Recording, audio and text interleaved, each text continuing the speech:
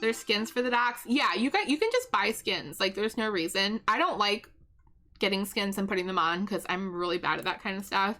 And if it's not 100% perfect, I will hate it and like rip it off. So I'm not a skin type person, but if you guys are good with that sort of stuff or know someone who is, you could totally just get the skin instead. I just want it as a collector's item and because I'm gonna play it every day. That's the reason I want it. I don't know if you guys know the backstory, but basically Animal Crossing was, this is gonna sound stupid, but they were my friends. Like, I didn't have a lot of friends and I was at work all the time. I didn't really get to go out and do anything. I don't want to start crying again, but like Animal Crossing was, those were my friends. So when people would go out on like the 4th of July and go see fireworks and I was stuck at my store, I would play Animal Crossing and watch the fireworks with my villagers. And it sounds really silly, right? But they were my friends. At Christmas, when I didn't have anyone to celebrate the holidays with, I would, you know, have Christmas and Animal Crossing. And on Halloween, when people would be out and going and doing stuff, I would go trick-or-treating with my villager. Like, Animal Crossing was my escape from the world for a long time. Like, that was my Sims. You know how I am with the Sims now? That's how Animal Crossing was for me. And when I first bought Animal Crossing, and Jane, thank you for the follow. Welcome to the Mermaid Grotto.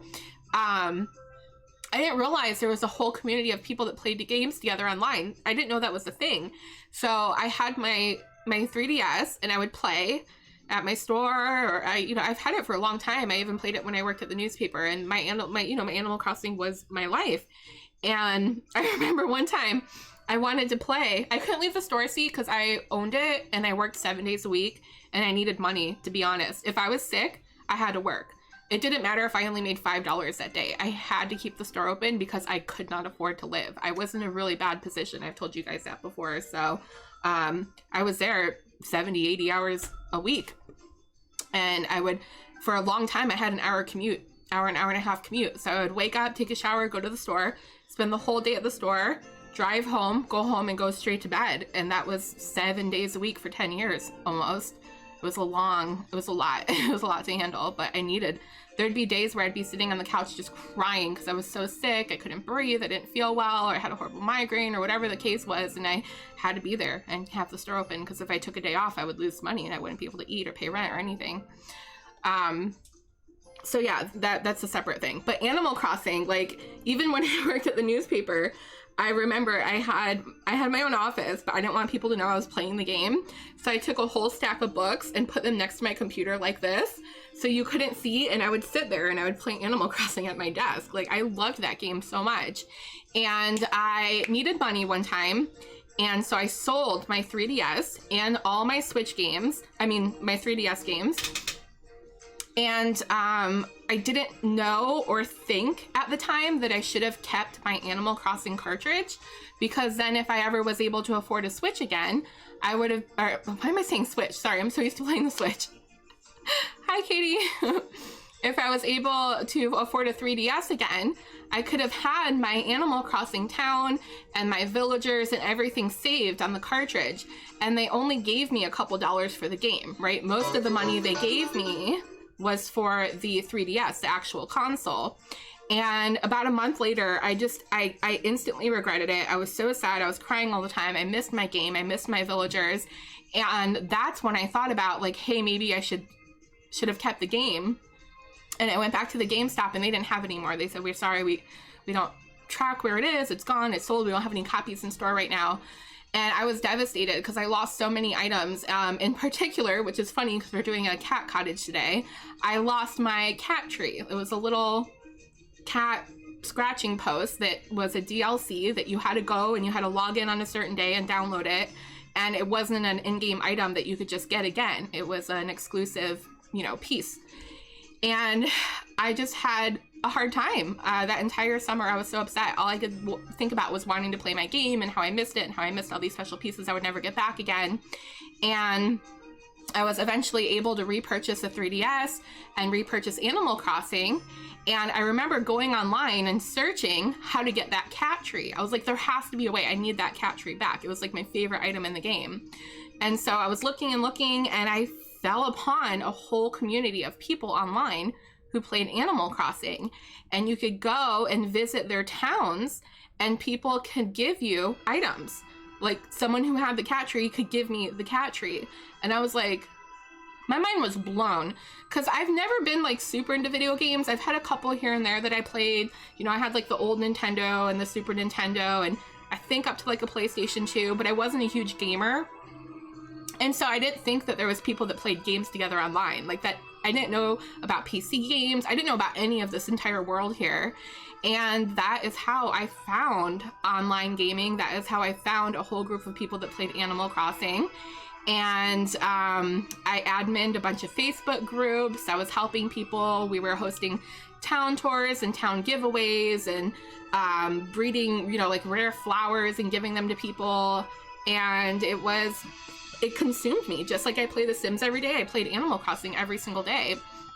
And Animal Crossing came out with a spin-off called Happy Home Designer. And Happy Home Designer was a game all about designing the villagers' houses. You would add rooms, you would pick the wallpaper, the roof color, you would place little flowers around, you would pick the plot of land, sort of similar to The Sims in a way. You could change colors of furniture. It didn't have like a full color wheel, but you could pick different colors of furniture. And the animal would tell you what they want. You know, they would say something like, oh, it's my birthday, build me a house suitable for a party or whatever. So that's what you would do. And that game also captured my heart. And I played it all the way through. I built every villager's house. I remodeled every single one. And you can't start a new save file in Animal Crossing. If you want to start over, you have to demolish everything. And I didn't want to demolish everything that I built. So I went out and I bought a second copy of Happy Home Designer, and I did it all over again. And I did everything. I did all the villagers' houses again. And at that point, I was like, okay, I've used every item in every swatch in every configuration possible. Like, can you imagine doing that in The Sims? Like, you've built using everything you could possibly build with. And I no longer had a need to play that game anymore. And that's when I started looking for other games where you could design houses.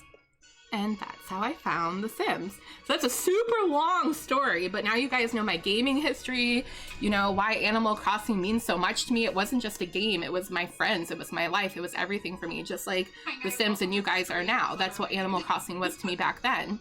And I would never have discovered this community without Animal Crossing.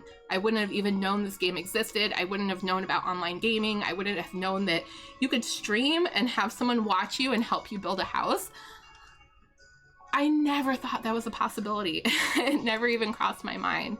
So, super long story to tell you guys that Animal Crossing is the reason that I'm here playing this with you guys right now. And that's why that game's so special to me. So it's not like, oh yeah, I think it's a cute game, or oh yeah, that Switch is pretty. Like, it's something that means something to me. It's something that's special for me. Like, can you imagine if The Sims came out with like a Switch? Can you imagine if The Sims came out with a Switch? How many of you would be like, oh, I'm getting the Sim Switch. I already have a Switch, but I need the Sim Switch, right? That's how special it is for me. That would be a long clip, Artsy. You'd have to just go back and rewatch the stream. But thank you for the follow, Starzy. Kay, thank you for making it rain seashells for our friends. Sorry, guys, I'm getting passionate because, you know, The Sims and Animal Crossing are two things that have helped me escape a hard life that was depressing. And I'm not depressed anymore. I'm not sad anymore. Like, these games have helped me escape reality, and now it is my reality. And that's why I get so emotional about this stuff. Like,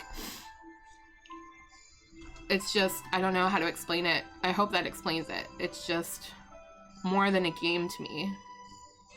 Way more than a game. It's not something I just do for fun on the side. Like, it kind of consumes my whole world, you know?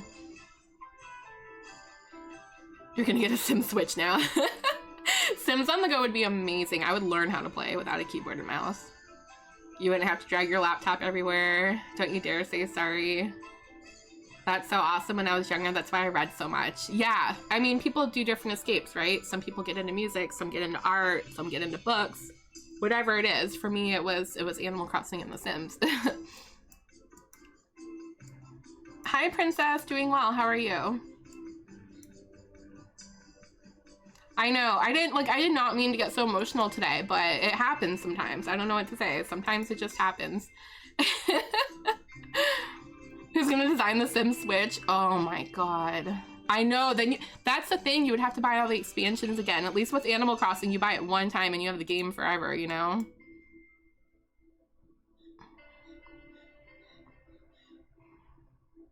Yeah, absolutely, Slime. Absolutely. Absolutely. No, it's not on the Switch. I'm just saying, like, can you imagine if it was? Do you know how many people would go crazy and want it? Not even if the game was on the Switch, but if they came out with a Switch themed, a Sims themed Switch, where the controllers were like green and blue, and the background was little plumb bobs. I mean, can you imagine? And the dock had like all the Sims, you know, huddled together, like the cover. I mean, people would lose their beep over something like that.